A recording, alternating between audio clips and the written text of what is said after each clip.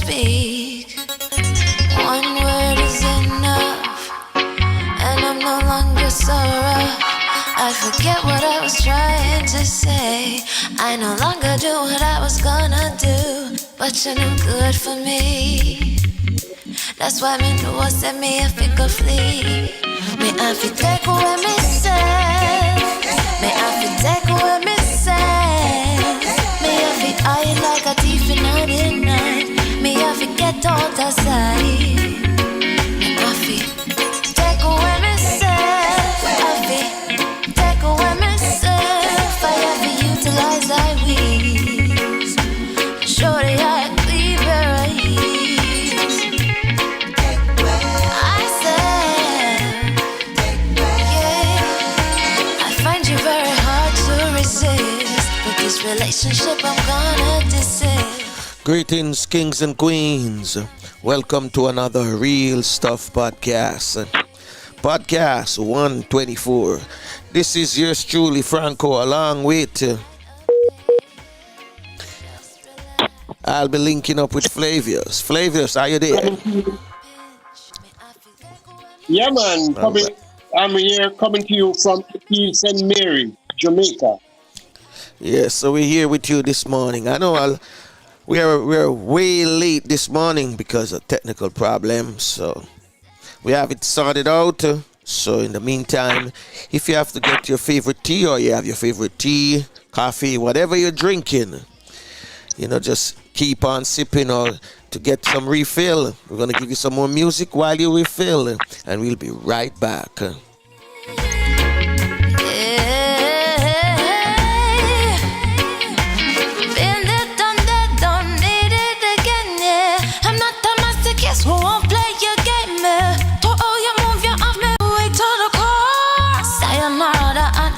Through the door, take away ourselves.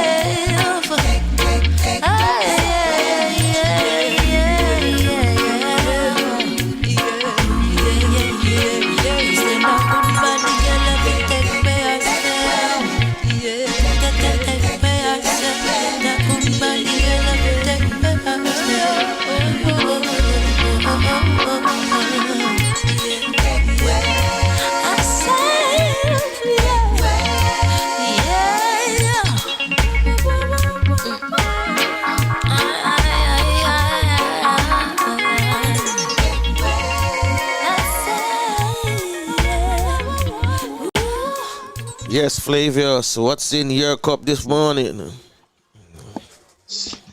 Tea. Just plain old tea. I have nothing yet. Nothing yet. Yes. Nothing yet. So we know, we're not going to disappoint you this morning because today we have, as usual, cook and curry. And our chef this morning is none other than Chef Errol Sinclair, all the way from Tapioca Village and Retreat. And he's going to be, giving us another one of his popular recipe this morning. So Flavius, without further delay, you want us to go right into it? Yes, go right into our Did You Know? I think we have our last female powerful woman of the Caribbean in this series. Okay. We're concluding this series this morning. Okay. So take it away. So, right into Did You Know? Claudette Worley, born the 26th of September 1946, was Prime Minister of Haiti from November 7th, 1995 to March 6th, 1996. She was Haiti's first female Prime Minister. In 1999, Worley became director at the Life and Peace Institute in Uppsala, Sweden, and then in 2007 Secretary General, and in 2010 Peace Envoy of the Catholic Peace Organization Pax Christi International in Brussels, Belgium. Background: Claudette was born in 1946, in Cap Haitian in a well-to-do family. Her parents exported coffee and in addition, her mother had a shop. Her father was a former MP, but withdrew from politics before Claudette was born. Claudette went to elementary and secondary schools run by nuns, studied diverse subjects, including medicine and pedagogy, in Spain, the US, Mexico, and Haiti, and she obtained a license in law and economics at the University in Port-au-Prince. In 1978, she was registered as a lawyer. Career. In 1968-70, Worley worked as a medical technician and chemist in the US. In 1971-73, as a physiologist in Switzerland, and in 1973-74, as an adult educator in Haiti. In 1970, she married George Worley, a professor of economics and a prominent figure in the Social Democratic Party PANPRA, the National Progressive Revolutionary Haitian Party. The couple had 2 daughters. Worley engaged in social and educational work in a number of non-governmental organizations in the fields of adult literacy and humanitarian relief. In 1975, she joined Catholic Emergency Aid for Haiti and was from 1976 to 1987 Secretary General in Haiti National Caritas, traveling all around the country. From 1983 to 1987, she was Caribbean Coordinator for Caritas International. In 1979, Worley founded ITECA, Institute of Technology and Animation, one of Haiti's most important educational organizations.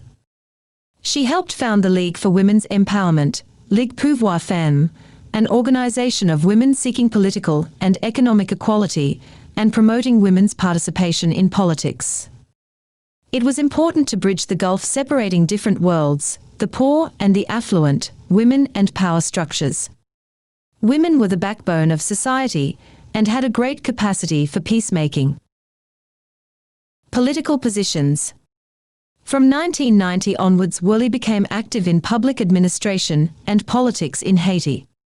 From March to August 1990, she was Minister of Social Affairs as an independent in President Ertha Pascal Trujillo's interim government. When Aristide became president, Worley joined Prime Minister René Préval's private cabinet in 1991 and was engaged in the Lavalas movement in support of the president. From July 1992 to October 1993, she was the executive director of the Washington Office on Haiti, doing advocacy and lobbying. In 1993 to 95, she was Minister of Foreign Affairs and Religions in the Malval and Michel governments. She then served as Prime Minister for 100 days in 1995 to 96. Her task was to strengthen the leadership of the country and organize democratic presidential elections. Claudette Worley appointed a cabinet with 17 ministers, including 4 women, and declared that her aim was political, social, cultural, and economic justice. She received financial support for energy, agriculture, and road construction, and improved relations with Cuba and Taiwan. She also tried to reduce Haiti's economic dependence and halted the privatization process. But then IMF held back loans, sparking a political crisis. René Préval was elected president with 88% of the vote. It was the first peaceful change of president since Haiti became independent. Préval was an ally of Aristide and would have liked Claudette Worley to continue as prime minister. But the majority in Parliament, which needed to approve the Prime Minister, had changed, so Worley withdrew and left the country. Peace worker. In 1999, she became the Conflict Transformation Program's Director of the Life and Peace Institute in Uppsala, Sweden. Claudette's work took her to conflict areas all over Latin America and several other countries in Asia, Africa, and to most countries in Western Europe. In 2007, she was elected Secretary General of Pax Christi International, a non-governmental Catholic peace movement working on a global scale on a wide variety of issues in the fields of human rights, security and disarmament, economic justice and ecology. Prior to this, she was Vice President and a member of the Executive Committee of Pax International from 1992 to 2001. In 2010, she became a peace envoy in Pax Christi International. Claudette Worley, 7th Prime Minister of Haiti in office, the 7th of November 1995, the 6th of March 1996. I am Alison Goodness reporting with today's Did You Know?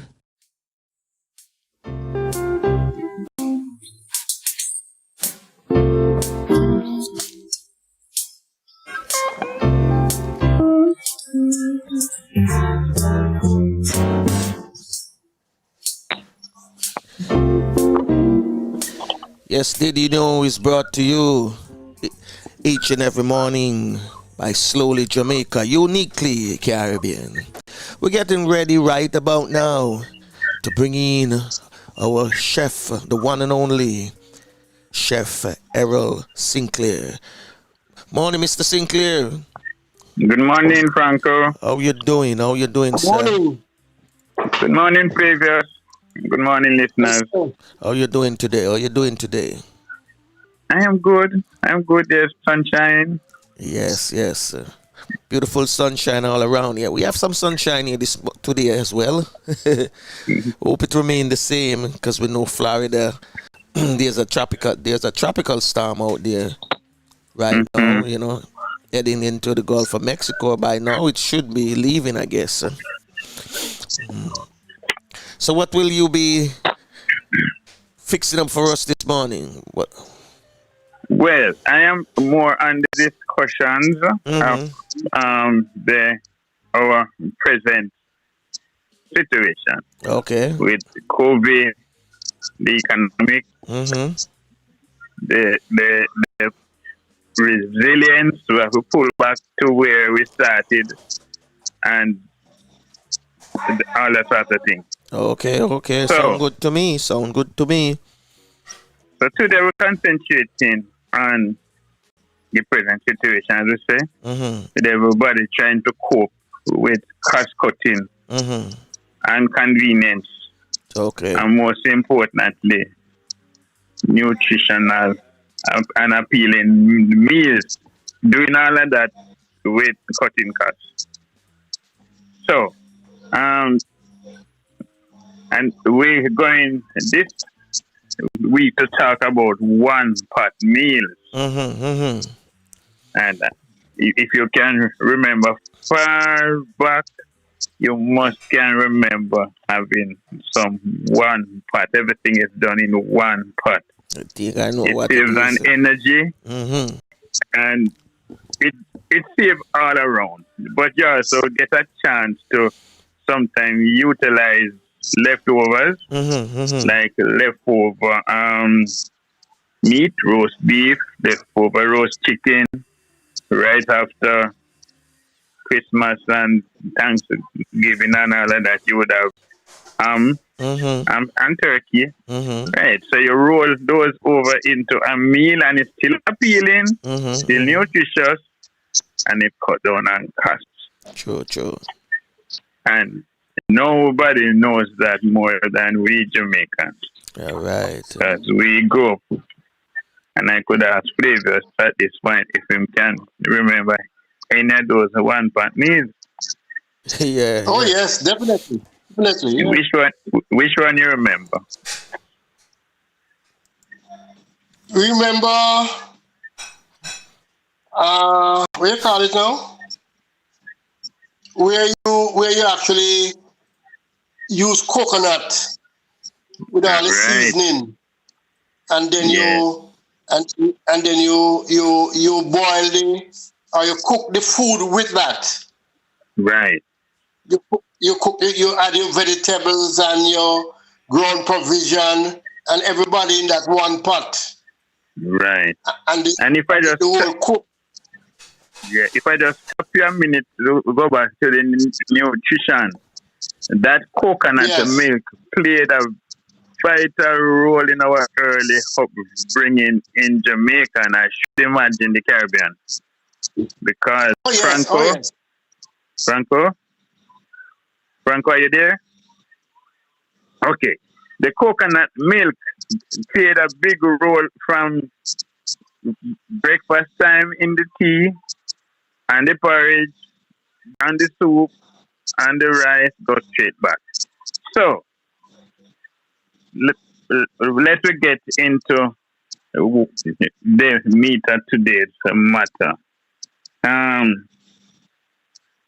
The one part, the meal always needs something bulky to carry the other nutritious stuff. So, and I said the coconut milk play a very pivotal role. Very important to underline. Don't disregard the coconut. Don't look around the house and say, boy, all we have is some leftover meat and there's a ugly coconut looking in the corner there and so on and some vegetable on the place and we don't have nothing to eat. As a matter of fact, if I just pause, all 4-Hers listening can relate to that because the 4-H encourages the training and moves straight on to competition in utilizing what is available. And Franco and Flavors, it's amazing to see at our achievement days each year for each parish, and then they've gone to do the island competition, parishes against parish. So what each parish choose a crop, be it yam, cocoa, dasheen, plantain, even hot pepper, and the clubites come up with products from that, and you'd be surprised to see what comes up from pharmaceutical, straight back, food of all kinds, pastry of all kinds. And this is when I told you the last time, one parish got scotch bonnet pepper. And you would wonder, if you got scotch bonnet pepper, you're in trouble. There's no. They made all ice cream from it. Okay. You mean ice cream from the scotch bonnet pepper? Yes. Okay. The trick in that is remove the flesh carefully and isolate the seal and that stem nerve that is in the pepper. Just take off the skin. Right. Okay. So with that said, we Jamaicans, and when I talk, you mean I can extend it to the Caribbean. We have grown up to having these economic meals, and most of us have grown away from it and to other things. But in COVID now, people need to be able to look back and go back to some of these things because the time is now real. Matter of fact, it is said Jamaica is now in a recession. So if the country is in a recession, all of us households are also in recession. True. So, and as we had spoken on a previous program, how it came up that we were using strips of meat and create the stew peas, and when the Chinese came and used one chicken to feed 10 people, while we learned from the British and stuff of one chicken serve 4 people. So we have come full circle. So let us just run through. As I said, the coconut milk play a pivotal role in all of them. And another one part meal that we are accustomed to is soup. Is the soup, yeah. Soup, that's everything going in that soup. Yeah, everything going in that soup. Be it pumpkin soup, be it gungo pea soup, be it red pea soup, that famous pepper pot soup, chicken foot soup. Yes, right. And then, especially out in St. Mary, we had something unique to this parish, which was crayfish. Okay. Crayfish, yes. And that mix, and then you had all of the edibles to it, the yam, the breadfruit, the dumpling, and that was a full meal. Cooking one pot, one burner, and that was a full meal. The other cousin we had who was prominent in one pot meal was Mr. Cornmeal. Yeah. And we now have refined cornmeal and packaged cornmeal. Back then, they used to plant the corn, grate the corn, and you need something to hold it together to get all the other stuff in it. Like, so the basic of, especially when you're using meat, right? And like I said, you can have pre-cooked meat, leave over. That would be easier. You just braise that and move from there. If you're starting from scratch, say, unless you're chicken now, you're starting from scratch. So you cut your chicken up, have them clean, have them seasoned to your taste, whatever. You can use jerk seasoning. You can use your traditional onion, garlic, scallion, and all of that. Have it marinated. The importance of the one to me now, the equipment, is the skillet or the Dutch oven. And we now call it Dutch pot, but it's really an oven. Why so? It gets hot, and you cover it tightly, you cut the fire down, and the carry over heat does the miracle inside. So it's really an oven. And if needs be, you can add heat to the top. So you'd have heat at the bottom. So you would braise that chicken and just to get it half cooked and not finally cooked, because you're now going to add your vegetables, whatever you have around the house, but preferably the firmer ones, the carrots and so on. Okay. And then you had your rice. My way of doing it is add it in the pot, add the rice straight in the pot and turn it, and you add the liquid slowly. As soon as it gets up to the boil, you mean start bubbling, you cover and allow it to cook slowly. When that is all over, you have flavorful rice. Because what happened now, that we call that seasoned rice.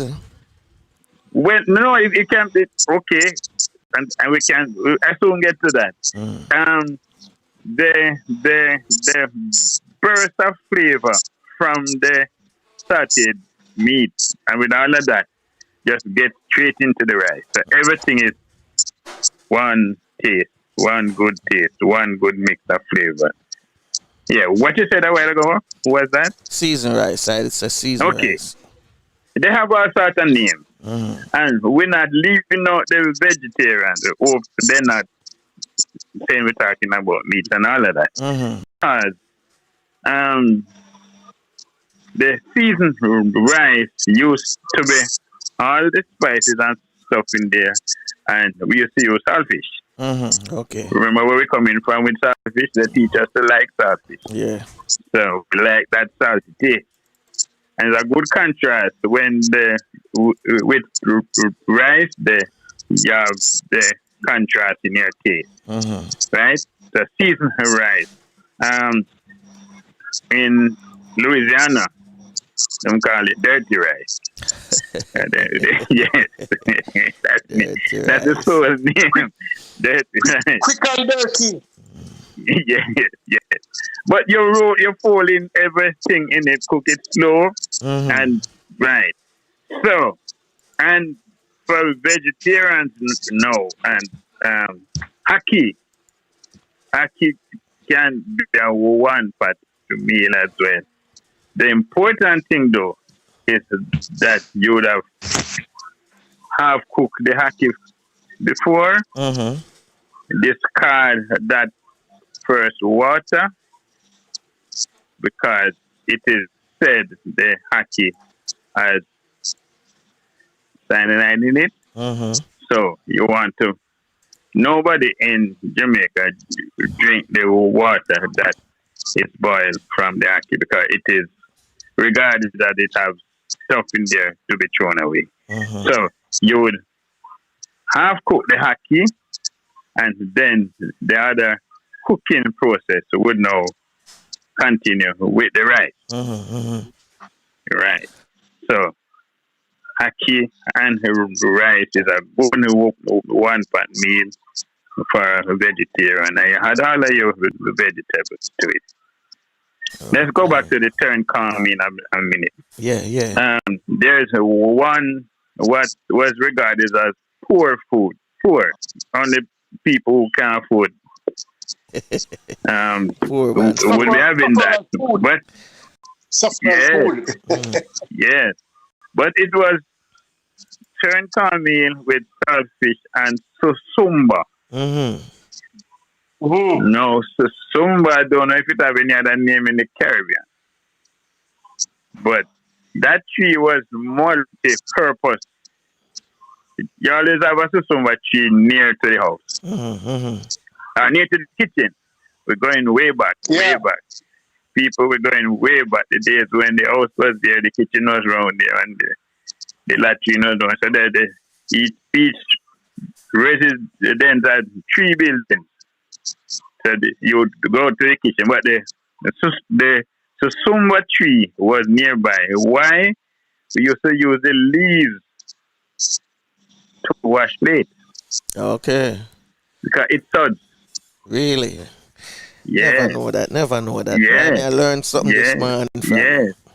And this is why I spend the time going way back. Where we are now, if we have to take it back from way back. As a matter of fact, our grandparents used to use this susumba leaf to wash the plate and things. No soap. No chemical was added to your plate. And it's soddy, and it gets soddy. Yes. Oh, sure. Yes. I must see and then the berries now, the berries, you pick them before they are hard. And that's a health food. Okay. And it does well with saltfish. I know that. And it does well in a one-pot meal. Yes. Does well with. So let me ask you a question as you say one-pot meal, because I remember I used to have the susumba. They used to do it mainly as a rundown with the coconut milk. And the saltfish. So you could do that same way with the turn cornmeal, mix up with it? Right. Well, you would have started. If the one-pot meal is traditionally using one burner. Yeah. So in that case, you would have started to get your saltfish and things, and you just remove it from the pot to a holding bowl. Yeah. And then you get the cornmeal. That's it. And then you had that back turned, and as usual, the right place to have it is that Dutch pot. You cover it and allow it to finish slowly. The Dutch pot is like a slow cooker, you know. That right. Yeah, right. It's like a slow and cooker. Its rightful name is Dutch oven. Okay. Yes. Oh, true. So I hope today we touch some persons who might have to look around the house and say, well, we don't have anything here for the weekend. But I can assure you that you pull back on these things. Remember, the Europeans taught us casserole. That's their one-pot meal. Okay. They would have had, and again, the milk, but they were using the cow's milk to make their cream sauce and their cheese to go in the casserole. We in the West Indies are accustomed to coconut milk. Yeah. Yes. Let me ask you something, Mr. Sinclair. Now, as I say, the one-pot meal and the origin of it, like for the soup now. Yeah. Where the soup origin from? Where it's originated from? Remember, Jamaica is motto out of one many. Okay. Right. So many one remember now, we are a mix of a lot of things, and we continue mixing. We have not stopped, Matter of fact, we have perfected cuisine that we are now exporting it, and the evidence in North America and Europe is evidence to that. Okay. I mean, Caribbean restaurants are popping up like trouble. Yes. So the whole fusion. So, but no, go back to soup. My father-in-law told me, and he was here, he said they used to, the natural meal was soup. It would be fish soup, goat soup, pork soup, whatever, just soup. Whatever meat kind, it can make soup. They didn't know anything about curry. They never knew anything about curry until the Indians came. And people were watching what they were doing. And at what stage we start tasting it and get to like it. And we have now taken it over from the Indians. You mean, whenever somebody is going to get to marry, the ram goat is going to know. You mean, there's a funeral, the ram goat is called upon to, be present. Yeah. Be present in the pot, right? So we were, traditionally, it was soup. Soup was everything. And everything went into the soup. Remember, our colonizers did not do soup that way. They have trained our cream soup that they puree everything. No, then this is why our soup bowl is something the size of an LP. Yeah. Yeah. Because I love the term. I love the term you use. Man. No, the size of not an a 45 at all. No. Yes, it was. Not a 45 at all. Yes. The tradition, the pot size, as you mentioned, the size of an LP. I remember we used to have those, what them call them, shopman, them tinsmith, where they used to make pots and cup measurements and all them things. And if you want a certain size pot, you could put in your order, and you get that pot by weekend. It made for you the size where you want it, so that can either cook a big pot of soup, big curry goat and all them things there. Because I remember my grandmother used to have different size pot, but these were big pots, Yeah. You mean those with the 3 foot? Yes. Big pot. Those are really high-end pots, Those came here from the English side of things. But that now we know, because the original Dutch pot was not necessarily aluminum. They were cast iron too. Okay, I didn't know that. Our Jamaicans now, and this is how transfer of technology gone. If we have a Jamaican go to work and look at what is happening, and he's going to try something for himself. Now, what happened? We have commercial pot manufacturers, even one in St. Mary Favor, so that as Bonnie there. And then most Rastafarians, they go around and get scrap aluminum. Yeah, and they melt it. Yeah, they melt it and create the pot. So their pot is the Dutch oven, what we talk about, the Dutch pot. And they also make skillets too. Okay. Because your skillet has to be from the metal thickness to all heat. Okay. A skillet is not a frying pan. A frying pan is light. You move on fast. All right. A wok, the Chinese wok is thin, and they use a big flame under it because you're getting out of it fast. The Dutch pot is an oven. It's a slow cooker, as you said. It's a slow cooker. Okay. So you get your thing up, the temperature up, and you seal it off, and you cover it down. Matter of fact, interestingly, there are people who make the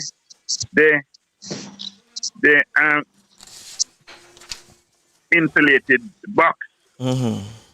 This can be made from plywood, board or what, and fitted with sponge on the side. Yeah. And if you remove that pot, that Dutch pot, no, with all of that, I told you, even with your soup, after you get the temperature up, lock it up in there and go to work. When you come back, the thing is cooked. Okay.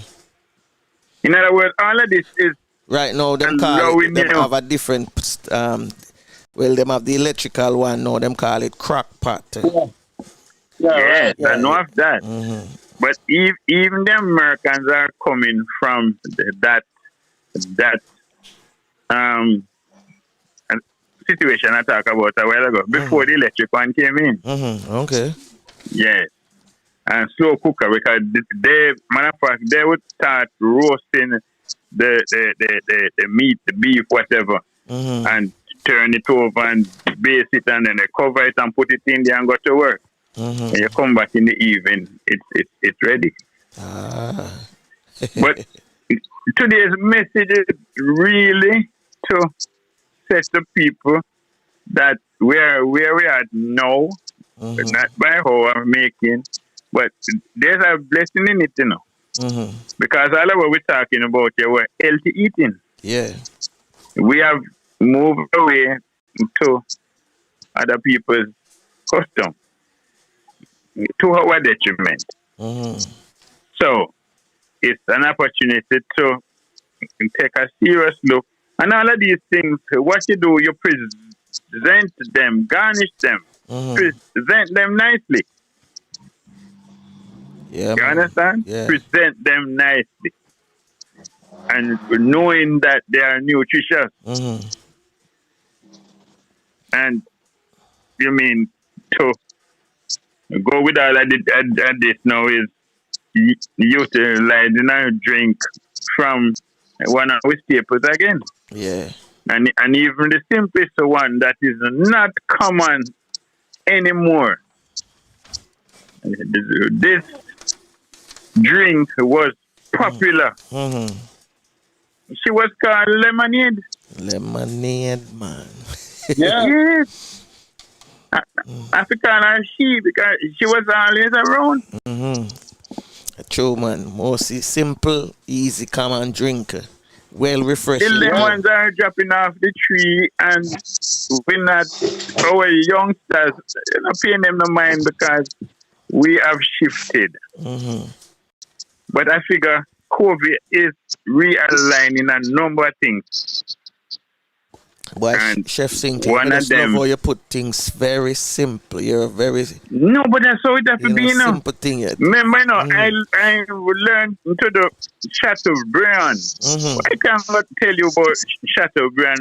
Chateaubriand is 16, 16 to 20 ounce of fillet steak done and come to the table with flavors and him girl. And we carve it right there and you know and put it on your plate with all the other things.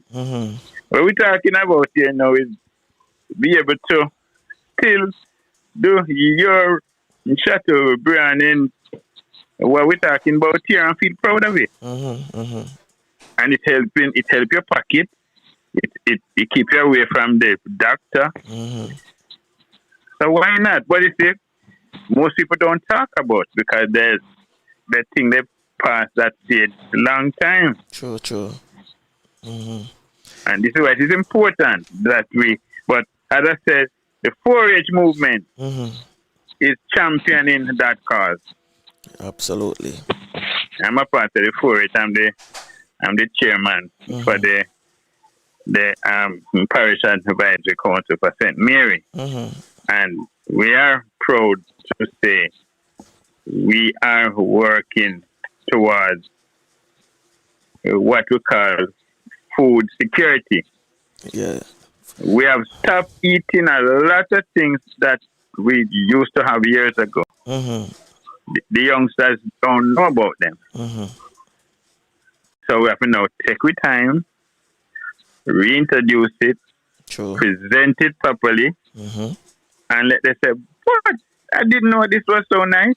Yeah, man, a true thing. Yes. Right, yeah, absolutely. So that's my mission. And you know, I thank you for inviting me to share because I think I'm stirring minds now. People start thinking. People start saying, but it's spring talking, you know. I don't have that this long time. I have and there are some people who, yes. This is not a food question because somebody texted it to me and so for ask. Where in St. Mary is Tapioca Village Retreat? Is it Tapioca Village Retreat is on the Junction Main Road, 4 miles down the road from Castleton Garden. Right. The Junction. Right on the main. Junction, you know. As a matter of fact, Junction, this area could even be called Crayfish Main Road because whenever you talk to anybody, well, they're to tell you. Yeah. If you go to Kingston and people say, "Where are you living now?" You say, "I'm living in St. Mary." You say, you can get some crayfish for me. Well, that's the next question, you know. Yeah. That's the next question. Yeah, because the crayfish owner is so popular. and you I never do a crayfish popular in a St. Mary there, so. Yes, man. And it's boil up very special soup, and the flavor is. That's what I'm saying. That you talk it. That is champion one part. I love that. Yeah, man. So, yes, the one part meal. But the next time now we share some recipes, but at least we get people start thinking. And don't look around the house and say there's nothing in here to eat. Yeah, man. And I don't have any money. And I'm looking for any rope around the garage now because I need to finish it. No, you don't need that. No. True. No, you don't need that. Yeah, so much things can either make a one-pot meal. Yeah. No, we have a lot of. Matter of fact, we again in Jamaica came up with, and this one, I know you're going to laugh now. When you roast that breadfruit and put the ackee and sausage tonight and seal it up back and put it on a table with all of the other friends. And you might come and say then, breadfruit alone. I said, no man, let's carve it up. Yes.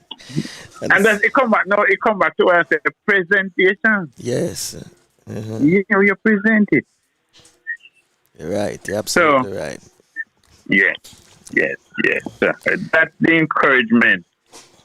We just need to be able to pull back, and incidentally, coconuts have hives, Yeah. So if there's a dry coconut in the corner over there, you say, what are you looking at me for? I'm saying, what? See me here, I'm ready for you, True. Admit to your meal.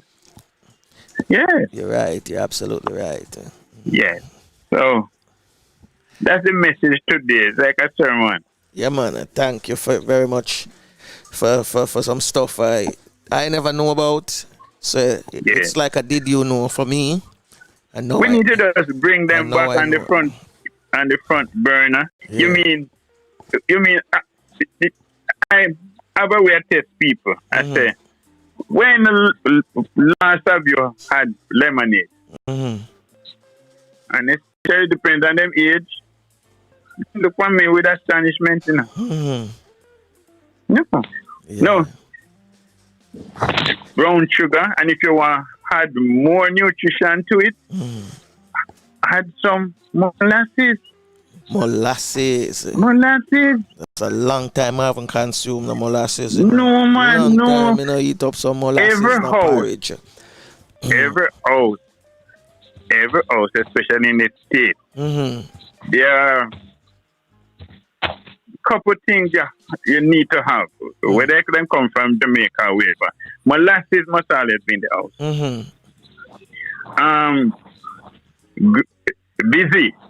Great busy. Cola nut. Dried and in a tight. It must always be in the house. If you figure for whatever reason your tongue feeling heavy, you just had something and you figure it could be poisonous. That's the first thing you go for, While you call it the doctor on your way, and when you're going to the doctor, carry the bottle as well and say, I just had this. Yes. Okay. So there are some things. Ginger must be there. Well, I know about remember the ginger. You can dry them, yes. But talking about the lemonade, no. You have the lemons, which are nice. But the sour orange, the civil orange, that's the king. The civil orange. Yeah, you're talking about vitamin C. Oh, yeah. You don't need to take a bite nowhere. But it has more vitamin C than orange. As I was asking Flavius the other day about orange and lime, it brings me back now to ask you the same question. Civil orange, is it there now still in Jamaica? Is it popular? I have it here. I have it right at the it is still here. Still here. Yeah. Okay, because I know Flavius was saying some of these crop, they are not growing as fast as they used to be no more. Well, nobody encouraging them. You will find them if you go to a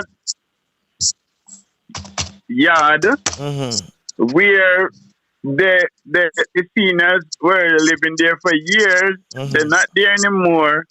But the youngsters who took it over don't kill them yet.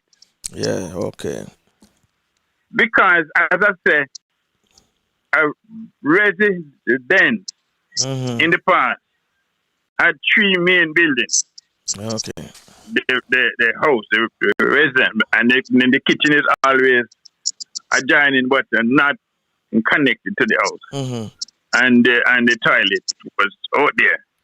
But there were some plants that you weren't saying a thing if you never have them there. Okay. The sour orange, the lime, the breadfruit, all of these things. And it brings me back to the situation that we were rich and never knew. Yeah, man, you had everything right there. With all of these things. You have everything right there. The food. Everything You weren't going. Well, at our parents and grandparents didn't like labels. No, them not gonna look one label and read the label. No, them go around the tree and pick something and something and something and something. I had a meal. Yeah. So that's what we need to just get back to, especially we Jamaicans and Caribbean people. We have to try influence the others who didn't have our bringing them, didn't have our history. Yeah. You're right. And that's why when we bring them to Jamaica and we baptize them, they go back singing. Yeah. That's true. And I told you that friend of mine who came here and sat down and calculate that he could live in Jamaica without money. And him work it down to the T. He need to get started. He need the house with the solar panel up there and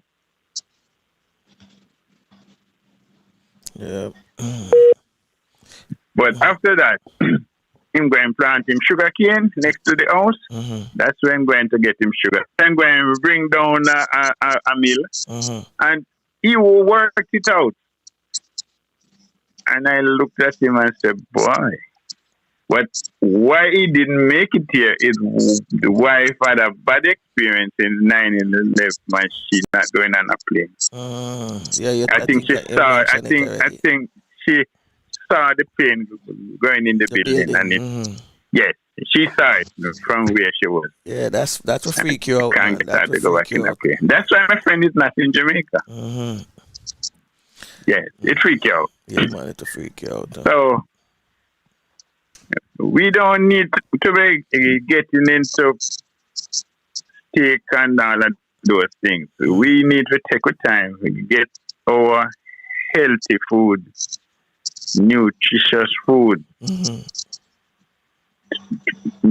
for people to know about it. Yeah. All right, Chef. Thank you very much, Chef Sinclair. Yeah. For, your way call it, your recipe of bringing it back to us. We need to renew it. Recipe for better living. Yeah, man. Yeah. In times like this where we have COVID and people are, buck shuffle for food, and that's one of the main things. We have to relate to it. Yeah, that's one of the main things. People it. complaining about the food. They don't have enough table food. Yeah. And we're glad for that. We're glad for that. Yes. So thank you, Chef Sinclair. Yes, brother. And for those of you who are listening and viewing, did you know? Did you know? Cook and Curry is brought to you today by Tapioca Village Retreat with head chef Mr. Errol Sinclair.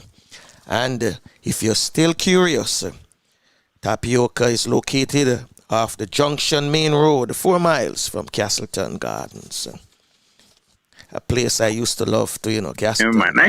I can be reached from most of the social media. Yeah, and check out the social media page. Take care. Thank you. All the best. Thank you very much, Chef. Thank you, and you have a good day. And enough big ups to you and the staff and the family out there. Okay. I will do. Thank you. Bye-bye. Stay safe. Yeah.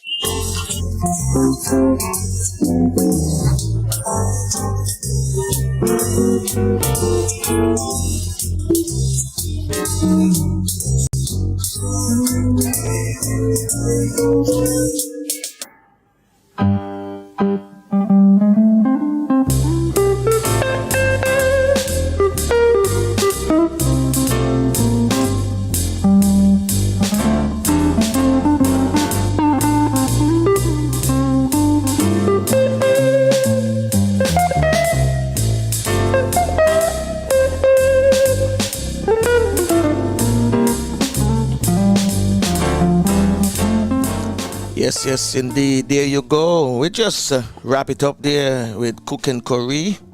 And now, every Thursday, we have another feature for you. And it's the Poetry Corner. And this morning, our poet is none other than Miss Cynthia Ellis-Topsey. I can't remember your name to be. My new name? Yeah, I was looking for it. I know it has some Lobafu Isieni, powerful spirit of love. Yeah. So we have today to do our poetry, Lobafu Isieni. Isieni. Yes. Okay. So how you doing again? Yeah. How you doing today? How you doing? I'm doing well. It's beautiful. It's a sunny morning here in Belize. Lots of sunshine. Beautiful. Parrots were flying this morning and chattering. Yeah. Hummingbirds. And, the national bird of Belize is the toucan. So what's the bird there in Jamaica? It's the Doctor bird. The doctor bird. A bird. Okay, excellent. Doctor bird. Oh, beautiful. Yeah. Thank you so much. Yes, for sharing, no? Yeah. So what you have for us in the Poetry Corner this morning? Well, I just have a couple poems, and I wanted you to know that this is really special for me because I've always been a poet, and people don't know because I rarely share. There was a time in my life when I was always sharing poetry, writing like on the spot. So I want to start with this one that I usually get like divinely inspired. Like sometimes it could be in the morning at 3 or any time. I have a pen and a paper beside me so I can write. And this one I want to share is, I lift up my eyes to the mountains. I must go to the mountains of the Maya with fountains of wisdom and antiquity, where the sleeping giant calmly, quietly, certainly lies constantly waiting to be awakened. When I go to and fro, I know that the real and authentic discovery begins as I spin around and around, twirling with childlike abandonment, wheeling and feeling and turning with the gentle caress of hundreds of butterflies, and step into the power and strength and nature, and mature with humility to divine nothingness, disintegrating, enjoying, and with ancient echoes through time, the forest canopy which covers and protects me, to be free, to be me, going back into the womb of the earth. Then I lift up my eyes to the mountains. That's That's it. one. That's one. Okay. Yes. Go ahead with okay. the next one. Yeah. Other one is called No Place Like Home. No place like home. They say that home is where the heart is. They say that a house is not a home. So what do you say? In the midst of broken dreams, deterioration, decay, what do you say? Disconnected relationships, battering, screaming, wailing, weeping, wallowing in filth. What do you pray? Why do you stay? I grip childhood nostalgia and sounds of laughter with papa, daughter, mother, sister, brother, embracing memories of love like a covenant dream that streams through the threads of life, wailing, weaving a tapestry of unconditional love and knowing and growing into living into the home within the depths of my soul, your soul, our soul. We are whole. This other one I have is complete. Right. I love men. This is one that I was inspired by a friend of mine. She always liked to say this, so I was very impressed at how she would say that with just confidence, you know. I love men. I love my men black and hot like my coffee.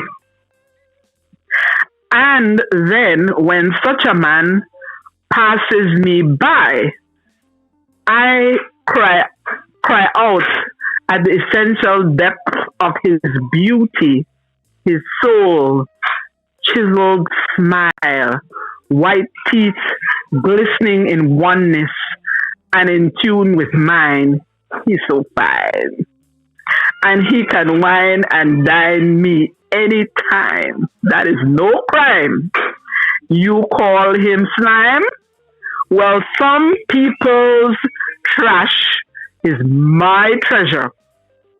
His swag, his brag, his tag, his brand, man. I stand in awe of his magnificence and essence. He can lie to me. He can cry to me. He will die for me. That one the bad. I love man. Mm-hmm. Yeah, it's called Majesty. Majesty, okay. Majesty. This one was inspired. I went to the Kingdom of Africa, and this one is in honor of that, Majesty. Okay. African kings, queens, process, princes in the Kingdom of Swaziland. I could not understand how and why this hidden treasure, secret on the continent of Africa, in royal robes and magnificent command of royal, I could sense your knowing that blessing. It was a blessing as you would sit at my feet. Yet you insisted, it was a blessing sitting with you. Yet you insisted on sitting at my feet, our feet, to meet the memories of the return, to discover one another, to recover one bend, one kind, to connect the broken chasm, to be all over the bridge at last. As you wondered what had happened to us, who had crossed the waters, now we have crisscrossed and we are in your presence. We are the you that you had yearned for, burning in your hearts, in our hearts, for the time we had been apart too long. That poem are actually the chiefs that we visited in the kingdom of Swaziland sat at our feet, and it was, we spent all night talking. And this one I call mango season. Mango season. Mango season, right? All right.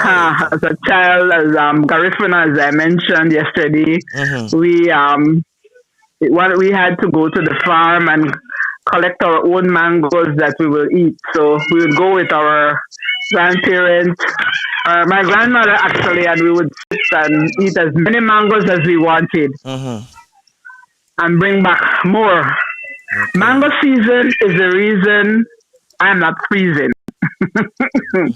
Mango time is the time. All kind of mango. Here, mango, slippers mango, blue mango, Jodrig mango, all kind of mango. Don't be a pig. Mango all about. You walk and shout, dripping down your face is no disgrace. Ripe mango, green mango with salt and pepper. East Indian they call coolie. Make mango chutney with yellow ginger. You lick your finger. Garifuna come here and plant mango walk. So not talk. Granny, grandpa, and all the picnic them. Turn and stem from the mango fruit, from the mango tree. So cute. Blow your flute. Ay, ay, ay. That's that Miss Lou part. You end it with ay, ay, yes. She came to Belize and I brought her to Belize many years ago. Yeah. It's called Dancing with the Dolphins. Go ahead. We have a lot of dolphins in Belize in the ocean. Dancing with the Dolphins. I love to dance. That divine dance. It's not perchance frolicking in the sea. You greeted me. And we leapt in a divine dance and prance, twirling and swirling and curling. And around the polished, you polished my crown of divine majesty. 1, 2, 3, 1, 2, 3. With great excitement, leaping out of the blue-green waters of the Sarsoon of Belize. I was swooned with their call, their fall, their rise, their response to and fro. My love for life continues to grow in and out with the magnificence and essence and presence of that divine dance at one with the dolphins, choreographed in sacred time and space. I melted. True. You got some good. You got some good poems there. You should make sure you set up a poetry book now. Thank you. I will. You have to do a poetry book. I will. I have one that I want to do for. I wrote one. Oh, there's one called For All the Girls I've Ever Loved. Well, I wrote one called For All the Men I Have Ever Loved. Wow. I give thanks. All of you have molded and shaped me into being the queen that I am, floating with divine grace into the space of the human race. my triumphant waterless tears, for my triumphant waterless tears over the years, I give thanks for your lies, deception, pain, love, laughter, embraces, father, grandfather, brother, uncle, lover. It is over. I am over regrets about you. Taking up my mat. I take up my mat. I'm skipping into my divine queenly space, leaving a place for you to be true to yourself and in oneness with me. I laugh that bellyful laughter, that belly bottom, wild, abandoning release of years of stifled, muffled cries, regrets, and sorrow that dies today as I embrace and excavate your essential goodness buried by years of your own suppression and oppression. I become woman going back into your rib cage. So A stage of giving you back that rib that was taken from you to be true. how long have you been putting poetries together? Forever, but I've never shared it like this. So oh, really? This you is the give first? me an opportunity. This is the first time. I always write. I'm glad.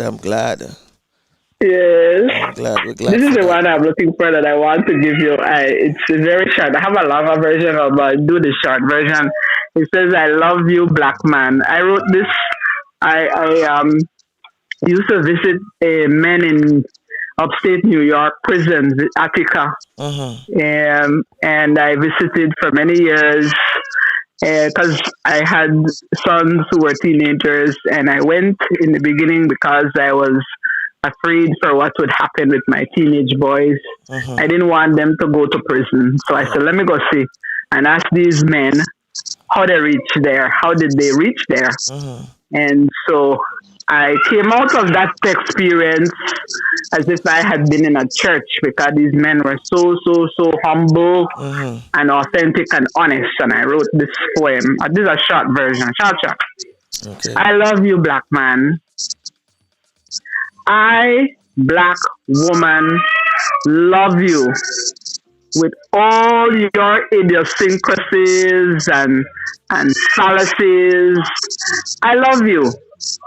In spite of your mess, I love you. In spite of how you hurt and twist me with pain, I love you. Your love transcends the apparent confusion and diffusion. I see your heart open even when we are apart. I, black woman, love you. If I don't love you, black man, then who will? You're absolutely right. Who will love them? So, with these, when you used to visit these gentlemen and you talk to them, I didn't know that this somebody else on this. Oh, yeah, that's powerful just now. Yeah? Okay. Flavius. Okay.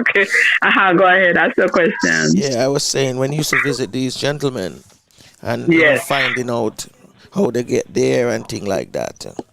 Yes.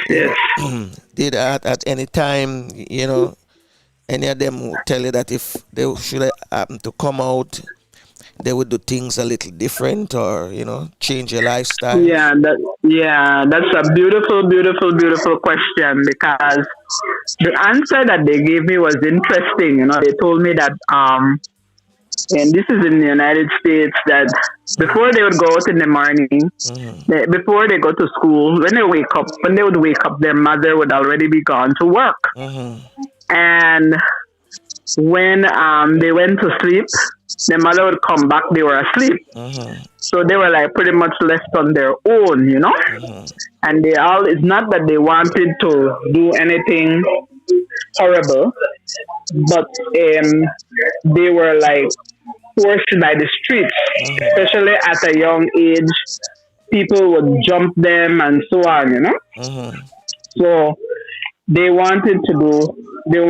had children, some of them, and for them it was a breath of fresh air for me to be visiting with them, because I would go visit with two white priests. I went through the Catholic Church in upstate New York, and it was unusual to have a Black woman visiting in that context, you know? Yeah. And so for years when I visited, I went once a week with these priests, and all I did was listen. And then the only thing we would do was ask questions. And then what I also did was to provide food for those who came out, those who would come out. They longed to come out. And they had a program. There was a program for men in transition who came out of incarceration. And like they didn't know how to behave because they had been so long interacting in society, no? Not interacting. So that was a major issue. They had to be facilitated.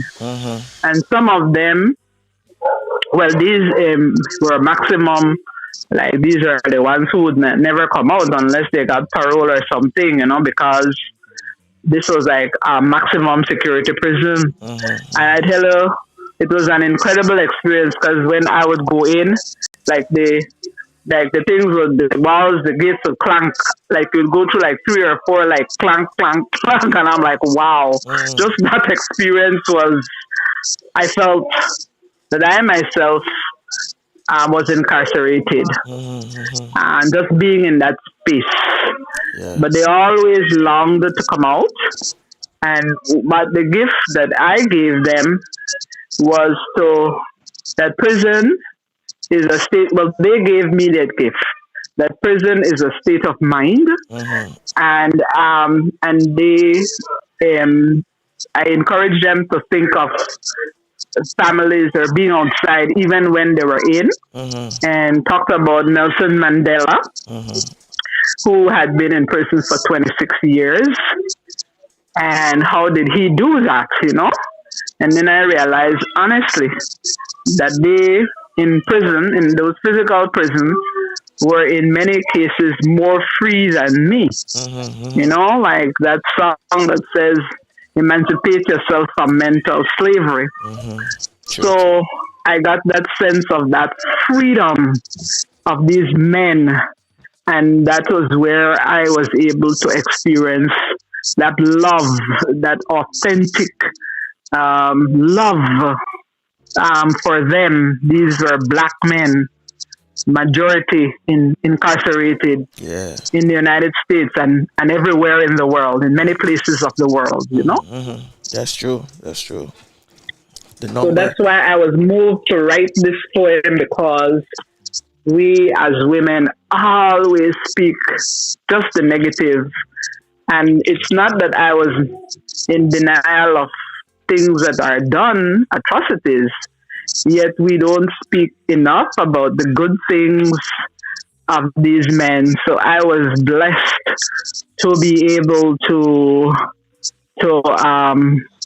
experience the goodness of them. And I thank them, because I told them I went for selfish reasons, because I didn't want my boys to end up in jail. And they told me what to say, you know, what to do. And I felt as if I had been in a church when I left that first time. You end up learning, you know, so that you could pass it on to other children, other boys, you know, girls. Exactly. Exactly. That's good. Exactly. So it was really beautiful. It was a beautiful experience. Can I read you one poem? Yeah, one more before we get out of here. Oh my goodness, this one is called The Drum. I didn't know I had so many poems. Thank you for this opportunity. I can publish it too. We're gonna bring you back. We're gonna bring you back. Funny. This is called The Drum. The Drum. Take it away. Okay? Garifuna, the drum is the center of our being. The drum beats with my heart. It is the center part of my art, of connecting me with the earth, shuffling to and from the sands of time, echoing through, to take command, swaying to and fro. I know the memory of Urume, my homeland, St. Vincent. The drum speaks healing memories of everythingness, everyoneness, dying to love, dying to leave enslavement of the mindset. The drum beats to let the truth be told boldly through the drum in a trance of connecting and letting the drum speak the release to make way and pay the price of newness, oneness. The drum speaks, accepting, delivering with certainty the call, the response, the direction in the four corners of the earth.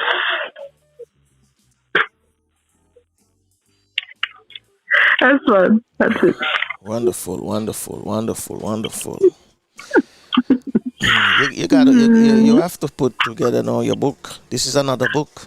This is another book, sir. Well, you see, you inspire me. Not only no, but it's some good poems.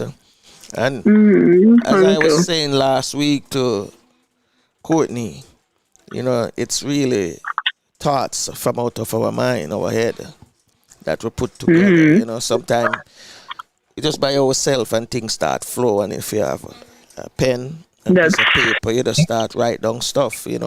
Sometimes it comes like it's things where you want to do, things where you want to say, and at the time you can't say it out loud, so you just write it down on a piece of paper. Yes. That's how things, poems and songwriter, poet and songwriters, Yes. I have to say a lot of them, many are gifted writers, and sometimes it's the simple things that people put together, can be something that can help another person. Right, it's true. So these are things they see themselves. Yeah. Nice. Flavors, are you there with us, Flavors? Thank you, thank God. Flavors, how you find it? How is it? So, Flavors, I never know it. I really love them. I love them. Yeah, I love them. Yeah. All right. So our time is up. Is it? Almost. Well, just checking. If you have more, you have two more. Yeah, I have. Yeah, sure. I was just checking. This one is called. All right, good. This one is called Caribbean. Ooh, wee. No, you're talking. Yeah. Hey, stop it. Let me turn on the tape recorder for that one. You're funny.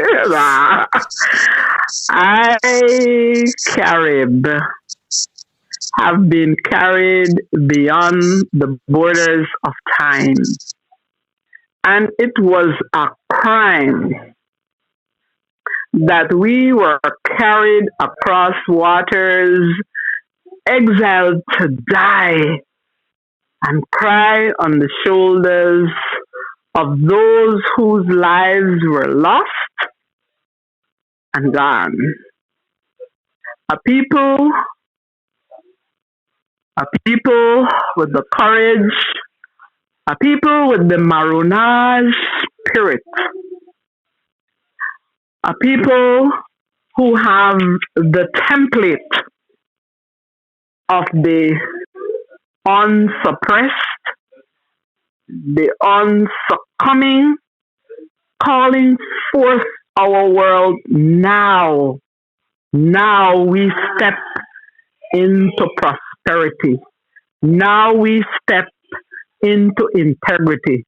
Now we step into power, having escaped this horrific impunity. That is the Caribbean one. Oh, that's the Caribbean one. Yeah, that's the Caribbean one. You thought it was going to be something else, no? I thought it was going to be longer. No. You see, you have to soak into it. Yeah. You can't. It's not. It's not. Yeah. Okay, this one. I'm into love. This is like, I don't read the one. I love the man, right? I love this man. Mm-hmm. So those are. I have some others, but I will the next time be able to go through them. This was like just this one, the blue hole. I think I like this one. Go ahead. It's very short. The blue hole is the. I don't know if you know that Belize has the second largest barrier reef in the world. No, I don't know about that. All right, so this is about the blue hole, which is one of the 7 wonders of the world. And I went there. Okay. Blue hole. I was diving in it the other day. Yeah. The blue hole, your magnificence captivates me.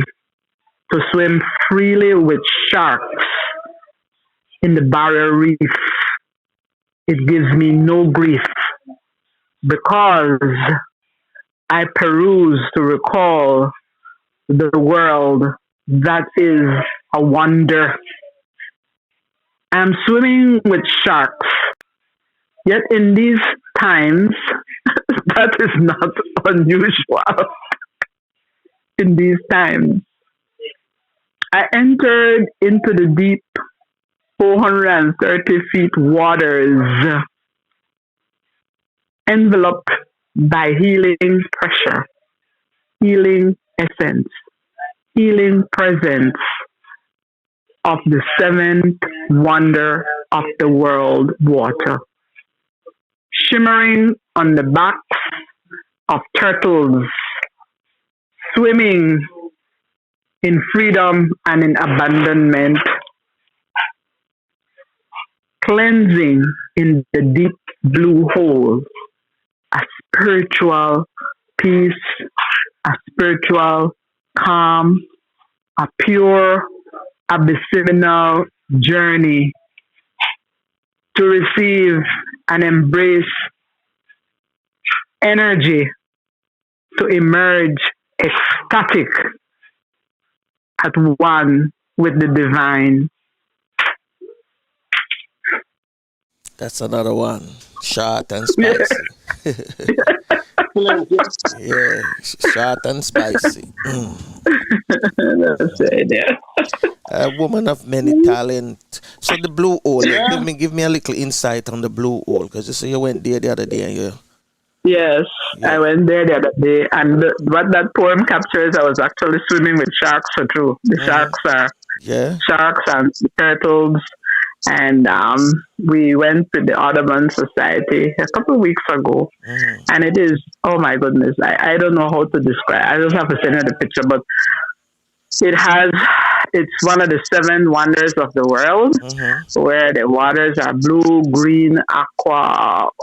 It's just like magical. It's so spiritual. It was actually 430 feet deep, and people come from all over the world. Jacques Cousteau, the explorer, the oceanographer, came, and he did a lot of film in that area because it's so world renowned, you know? Yes. And so I was very thrilled because many times we in Belize don't get the opportunity to visit what are these so-called touristic sites, you know.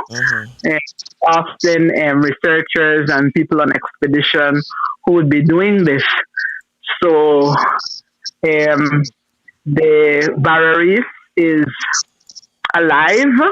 It's one of the second in the world where it's living coral. You know, these are living animals. And there are a number of researchers from the United States who look at restoration of our reef. And what I have done, as I mentioned yesterday with the Duke of Edinburgh Award, is to see how we could get young people to be a part of that kind of restoration, because it's a legacy. It's like a succession strategy to get young people aware of what the treasures are in our country. And that's one of our treasures. It's on the Turnif. We have Turnif Islands off the coast of Belize. And there you have a lot of animals like turtles, dolphins, shark. And if you don't trouble the shark, they won't trouble you. Really? So when I was writing about about the shark in the poem, there was shark around us, but we didn't know. Nobody told us. I heard that about sharks and alligator. If you don't trouble them, they won't trouble you. But I don't buy that. Ooh, I think them give off of your fear too as well. Exactly. So it wasn't until afterwards when we came out of the water, that we were told that there was this big turtle that was swimming with us, and there were sharks in the area as well where we were swimming. So I will send you the picture of the turtle. I didn't see the shark, but there were sharks there. And it's the same thing like in the rainforest. You know, people say, "You're not afraid of the snake?" I tell them, "No, I've never seen a snake. In all the years I have been at El Pilar and the different rainforest areas, I've never seen a snake." What kind of snake is in the rainforest now? What type of snake? We have like Tommy-Goff. I don't know snakes very much. So the other thing, python not there. No, not as far as I know. Nothing named anaconda. You know, them big snakes. No. That would be like Guyana. That would be Guyana. But we have like we have jaguars. We are the fourth largest jaguar reserve in the Americas. You know, we have jaguars. We have foxes. You know, we would have monkeys. We have howler monkeys. We have spider monkeys. And you know, if you don't trouble them, if you are the one coming into their home, you know, you're going into their territory. So why should we be alarmed that them? No, that's why I think they would more attack, because you're coming into their territory. No. Okay. Yes, I see what you mean. It's the way in which that you enter and the attitude that which you enter. So like one of the poems that I wrote I spoke about butterflies, and it's literally true, like hundreds of butterflies. When you go into the rainforest in that season, a whole lot of them will surround you. You know, just beautiful colors of yellow, white, orange. Oh my goodness, beautiful butterflies. So nature in our national anthem has blessed us with wealth untold.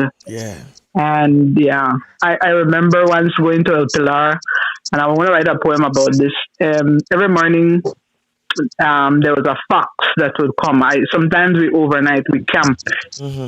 And I look up, and there about 5 o'clock in the morning is this gray fox coming to say hello. Hello, coming for soon can eat. Well, he did. But this fox stopped it. This fox did not doesn't come anymore because they got some dogs in the area. This is like a camp before you enter the reserve itself, you know. You see, they smell your pear, you know. Yeah, I know that. So I don't take chance with certain animals and reptiles, you know. Yes, I don't take chances with them. But it's good to have you back. Thank you so much. Lufabu is Lobafo. Isieni. Lo bafo isieni. Let me write Isieni. Let me write love. it. I'm keeping it in my head, but let me write it down now. It's Lubafu. Lo bafo. Okay. Isieni. You know? Okay. Love. All right. It's like, as I said, in translating from Garifuna to English, it's extremely difficult, but that's the best I can do. Oh, really? Mm-hmm.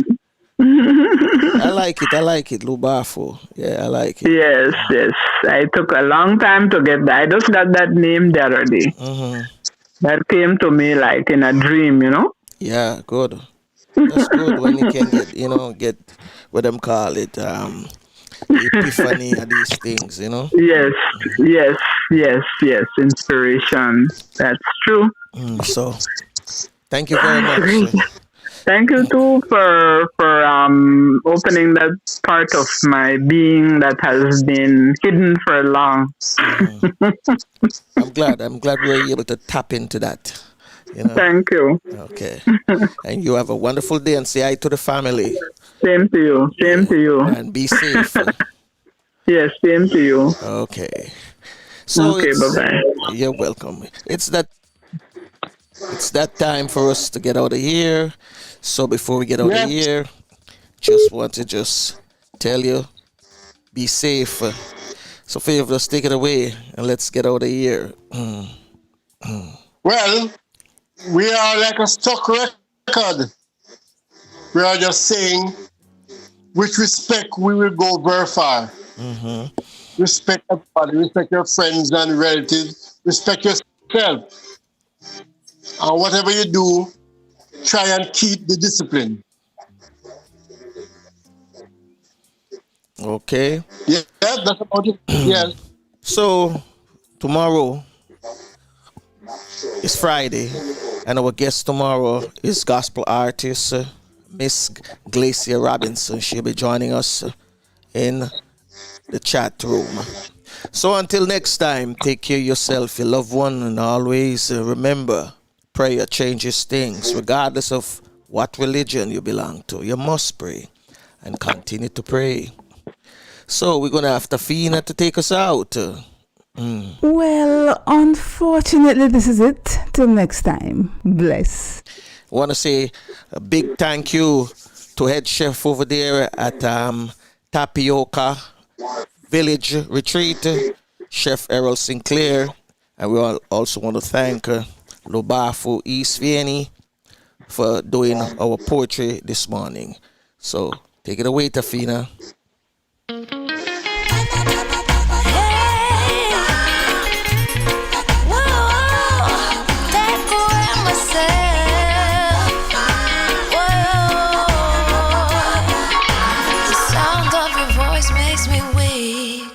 All you gotta do is just speak. One word is enough, and I'm no longer so rough. I forget what I was trying to say. I no longer do what I was gonna do, but you're no good for me. That's why me know I said me if it could flee. Me I fi take away me say. Me I fi take away me say. Me I fi hide like a thief in the night. Me I fi get out of sight. Me I fi take away myself. I fi take away myself. I have to utilize I wings. Shorty I cleave your eyes.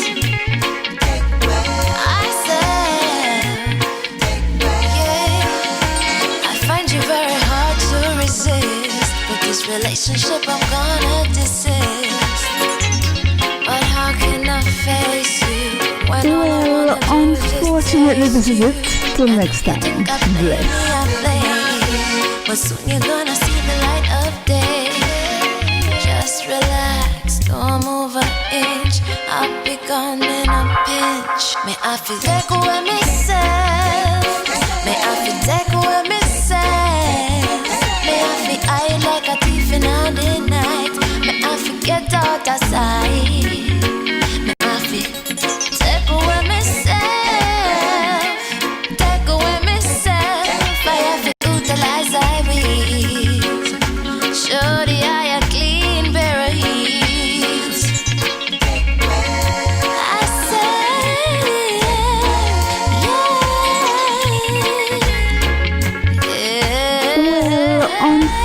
Unfortunately, this is it. Till next time. Bless. Don't need it again, yeah. I'm not the master kiss who won't play your game, yeah. To all you move, you off me, wait till the core. Sayonara, the hot girl gone through the door.